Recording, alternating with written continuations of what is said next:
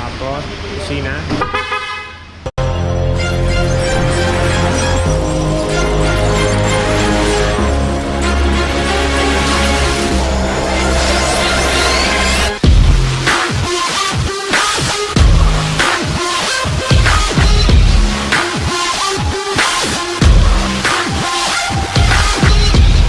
So what's up mga Joys? For today's video, magkakabit tayo ng left hand switch na NMAX 2020. So kakabit tayo ng plug and play na switch ng NMAX 2020 na OEM Yamaha.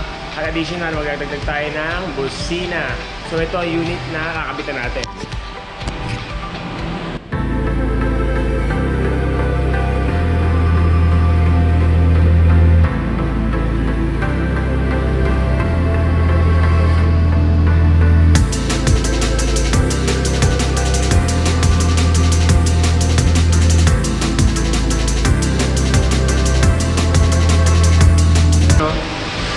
Subscriber natin to mga George.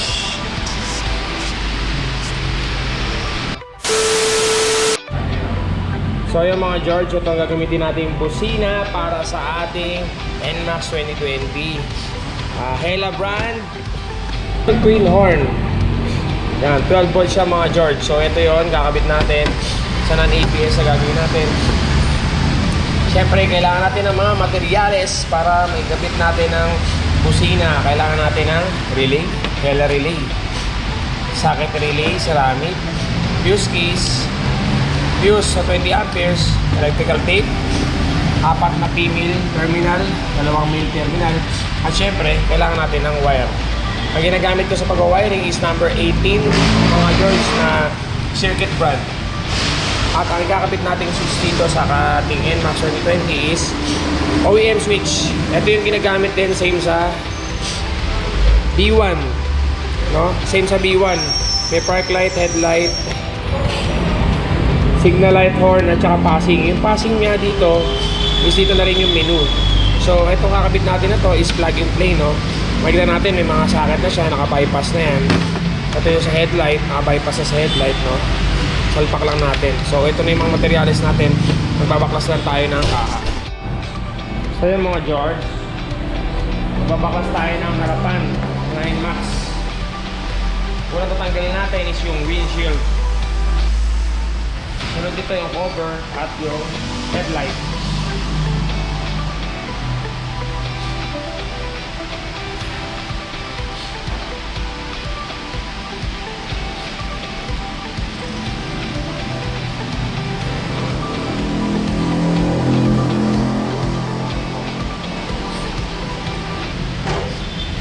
Yung cover.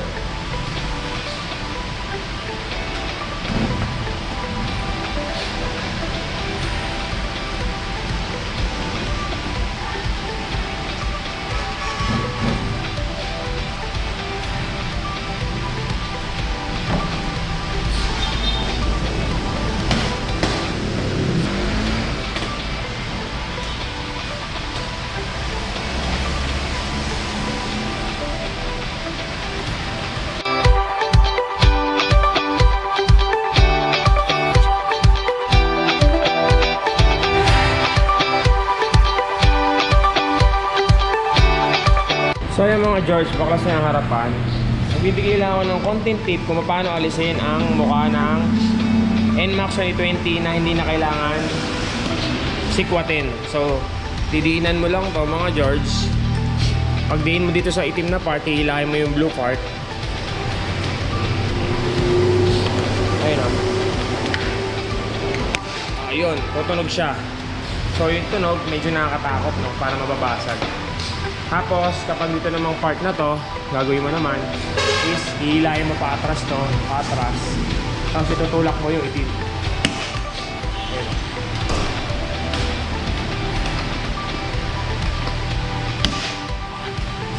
Hindi mo na siya kailangang sikwatin.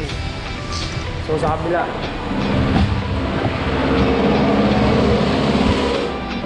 ganun din to mga George. Tutulak mo lang din to, papasok. Yan. Yan, tulak mo. Tulak. Tapos Hila to pa atras, tapos tulak to pa abante. Yun. Tanggal na mga George.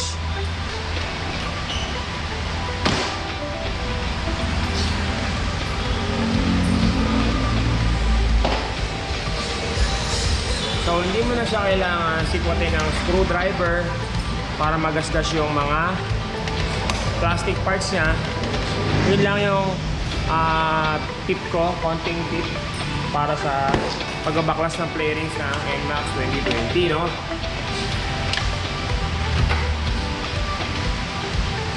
Tanggal natin yung socket, no? Socket ng headlight, socket ng signal light. Tapos silayan na natin siya palabas. Ayun, ganun lang kadali mga George. So yung mga George, mag-wiring na tayo ng ating ginagawang NMAX 2020. So ituturo ko lang dito para pamilyar kayo sa mga mag-wiring ng busina, no? Kung yung mga nakapagkabit na dati is kabisado na to, sigurado ako. Etong socket relay, kailangan natin to para sa relay, para pag nagpapalit tayo ng socket is plug and plug na lang. Hindi siya naka kasi yung iba ginagawa terminal, mas maganda. Ceramic socket ang gamitin niyo mga George. Yan, para sa socket ng relay. Tapos kung mapapansin niyo, may number yan dito mga George. May number yan. Kita niyo ba?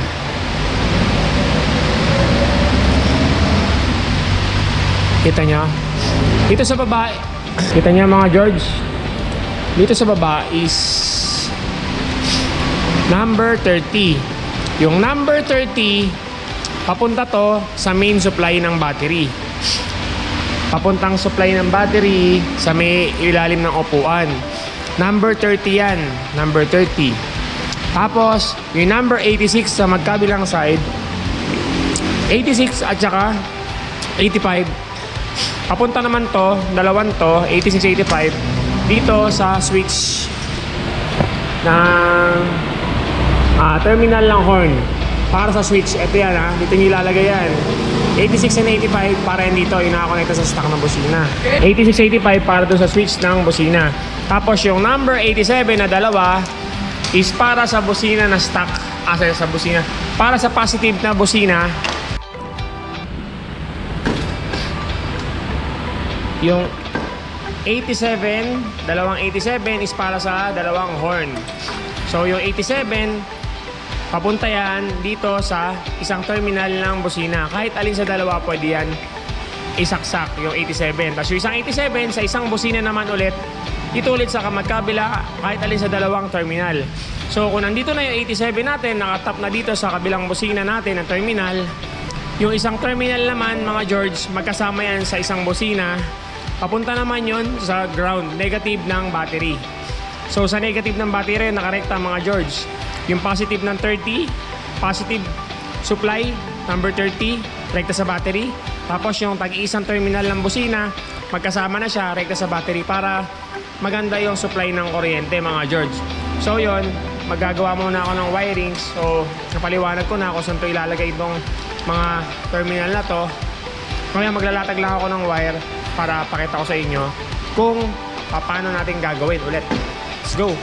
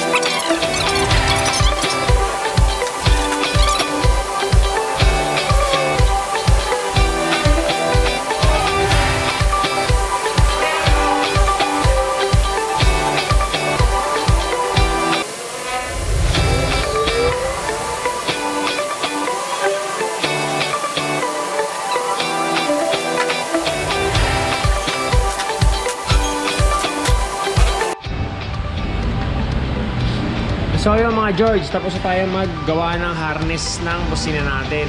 So explain ko lang ulit kanina, yung number 30 natin at yung number 30 at yung ground is nandito. Yung may ball, ginawa ko ng markings, ginawa ko ng tanda para malagyan natin ng positive. Malagyan natin siya ng fuse case papuntang battery. Then yung isa is papuntang negative ground, direkta yan ha, papuntang busina rin yan. So dito naman sa part na to, may makikita kayo dito. Itong dalawang to is papuntang switch. 8586 to mga George. Palagyan natin siya ng terminal. Tapos itong dalawang to, papunta ng busina. Left and right, high and low na busina. Positive, negative yan, galing 87. Tapos yung sa ground, 87 galing ground. So ngayon lalagyan na natin siya ng terminal.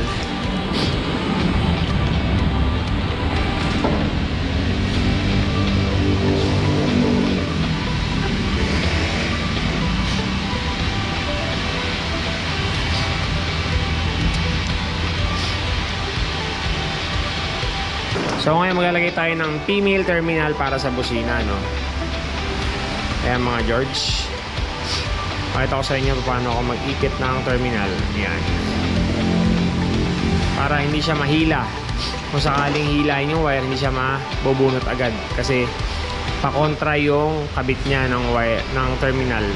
Ng wire sa terminal. Tapos iikot mo lang pabalik. Para kahit hilain mo siya, hindi matatanggal yung terminal. So ganito ulit, pakita ko sa inyo. Ang pagkakabit ko ng terminal is pabaliktad po yung una, yung pabaliktad. Ipit mo muna yung wire. Nakaipit na yung wire. Ayan o, wire. Tapos iipit mo na, yan. I-crimp mo na tong wire na to sa unang paa ng terminal. Then pag nakaganyan na, babaloktotin mo lang siya. Yan, babalik naman. So yun. Sensya na, medyo madumi yung koko. Sa kabila naman is ganun din, mga George.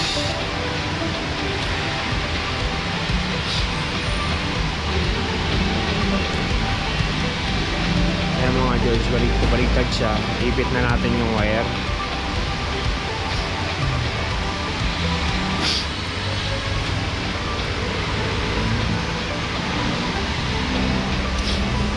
Balik.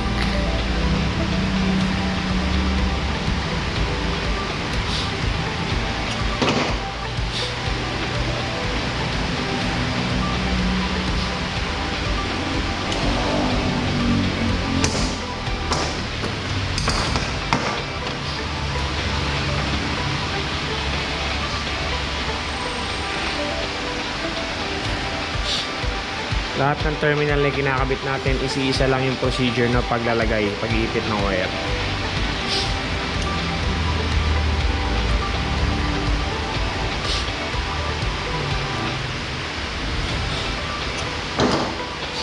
So yun. Okay na yung sa busina natin. Yung sa switch naman ng horn, papuntang relay. Ganun lang din ang procedure niyan. Kailangan naman natin ngayon ng male terminal. Male. So pagkakabit ng terminal niyan sa wire is ganun din mga George.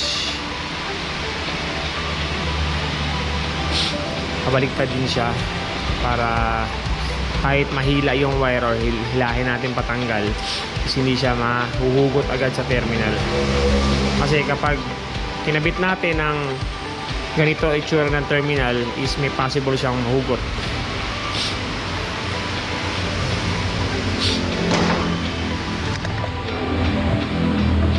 Pag kinabit natin siya ng ganito ang posisyon ng terminal mga George, pag inipit lang natin, may possible siyang mahugot agad.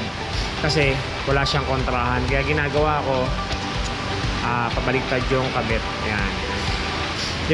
Depende naman sa inyo kung paano yung way ng pagkakabit ng terminal. So yan mga George, ganyan yung kabit ko.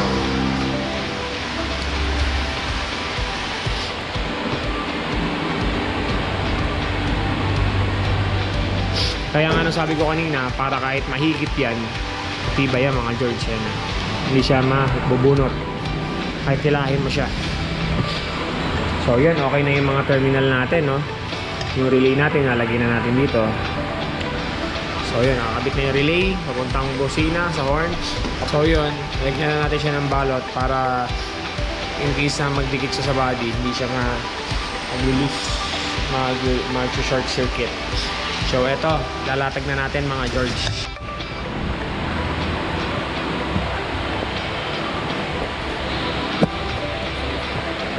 So yan mga George, ito na yung relay natin. No? Cable tie na natin sa dito. Is papuntang busina, high and low ng busina. So dito natin siya papadaanin sa likod ng ECU.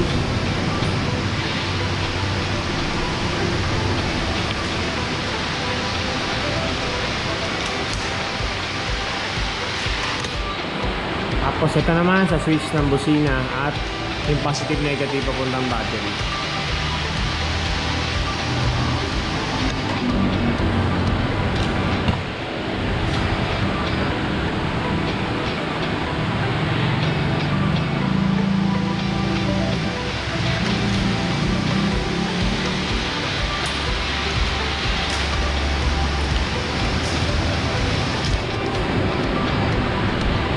So yun, ito na yung ating wire sa papuntang busina. So ito yung sa isang positive negative natin, sakto na natin sa busina. So yun. Tapos yung isang busina natin is kakabit natin. Ito nga palang kinakabit natin mga George is non-ABS kaya sobrang luwag. Sobrang luwag ng pwesto, kahit apat na busina kasya dito. Ito natin siya nilagay, nakakabit sa backboard. Tapos yung isa is dito natin lalagay. Kabitan natin yung busina mga George.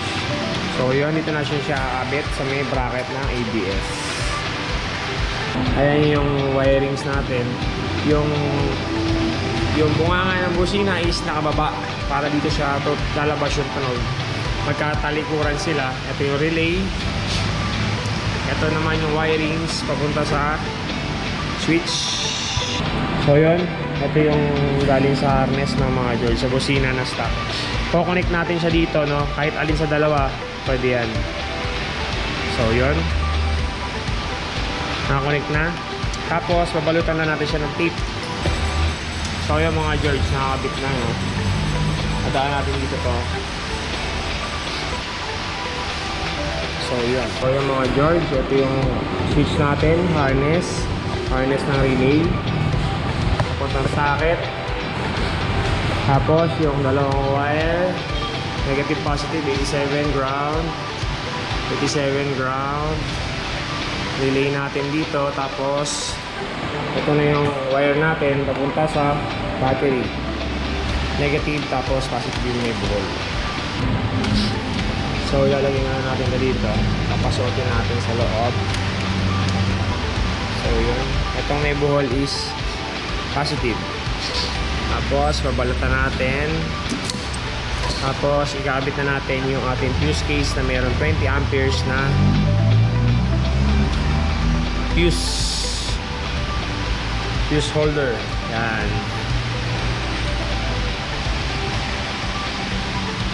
Make sure lang na naka-tape at secure, na walang nakalawit na hibla ng wire sa positive supply natin mga George.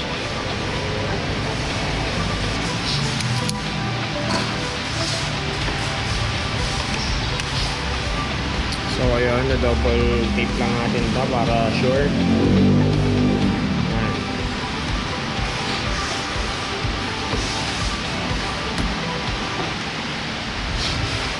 Negative sa ground is iipit na natin, no? So iipit na natin siya dito sa battery.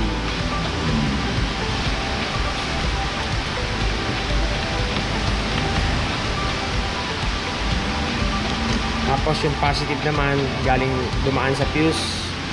Kaya mga George, iipit na natin siya sa positive terminal. So yung mga George, naipit na natin, nilagay na natin. Ayan na ang ating fuse case. So dito na yung ating fuse katabi ng battery. Iipit na natin siya dito. So yung mga George, kinable tayo natin yung fuse case, no? Dito sa gilid ng battery. So, okay na. So, yung mga George, naikabit na natin siya. May pwesto nga pala natin siya dito sa may side na ABS. So, ngayon, papaganahin na natin siya.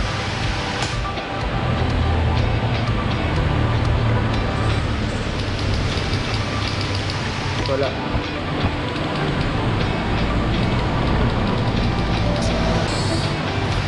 So, yung mga George, may testing naman tayo.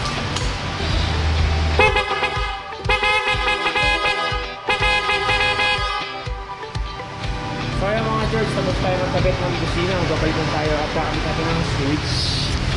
So ngayon mga George, magkakabit tayo ng switch. Ito yung switch na gagamitin natin, no? Left, right, may park light, merong headlight switch, passing, tsaka dito rin yung menu. So plug and play siya, tanggalin muna natin yung stock. So yun. Tanggal natin yung cover ng handlebar. So yan.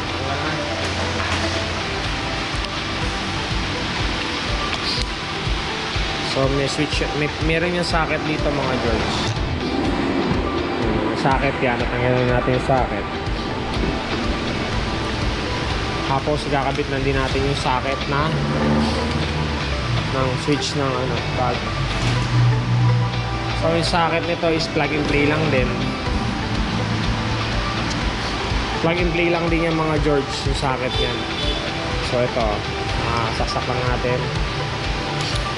Tapos yung isa, ito, saksak lang din. Tapos ilalapit na natin siya. Tapos ito naman is napunta sa headlight, no? Female and male socket. Bypass lang ito mga George. So yung mga George,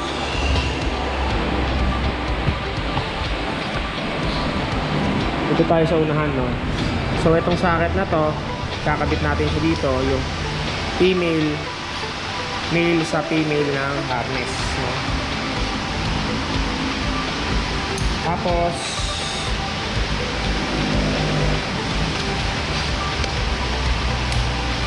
ito namang female is papunta sa headlight.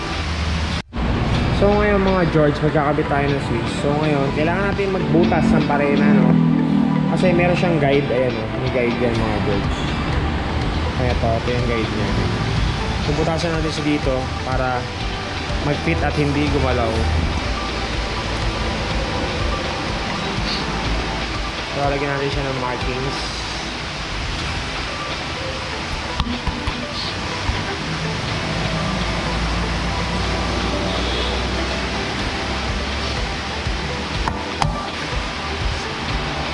Saka natin siya.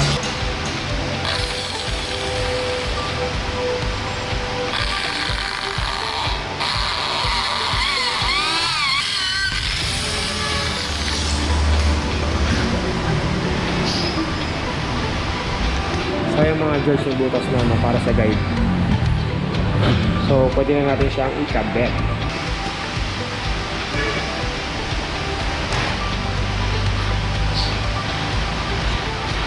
So yung mga George nakabit na, no? Wala nang galaw yan. So testing muna natin yung mga signal. Left, right, ini.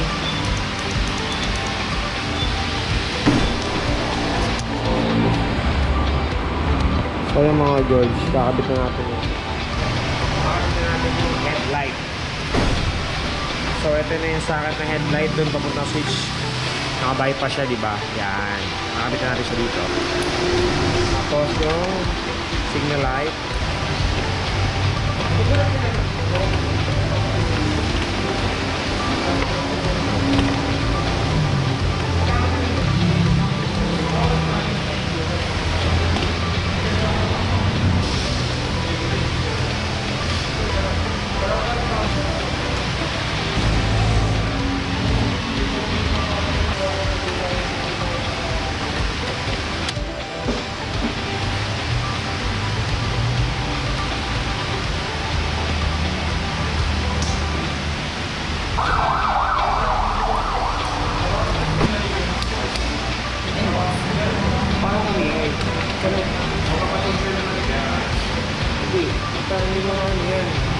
walang ginawa doon.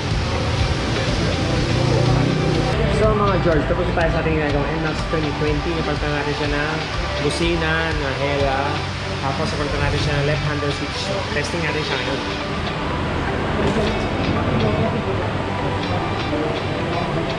Sound check.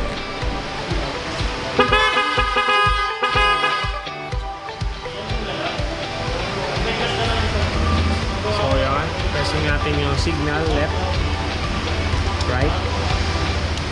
Tapos, busina. Tapos passing. Ayan o, passing siya o. Tapos, park light. Park light. Headlight. Low beam, high beam. Off, park light. Low beam, high beam. Passing. Off natin, passing. Alright. Sound check ulit.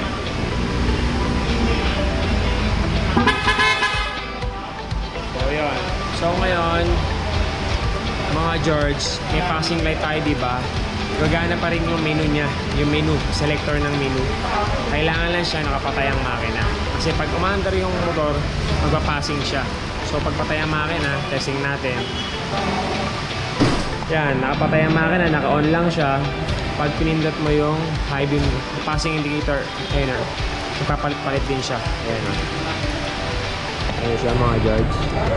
Belt trip, Odo, trip 1, trip 2, oil, batteries.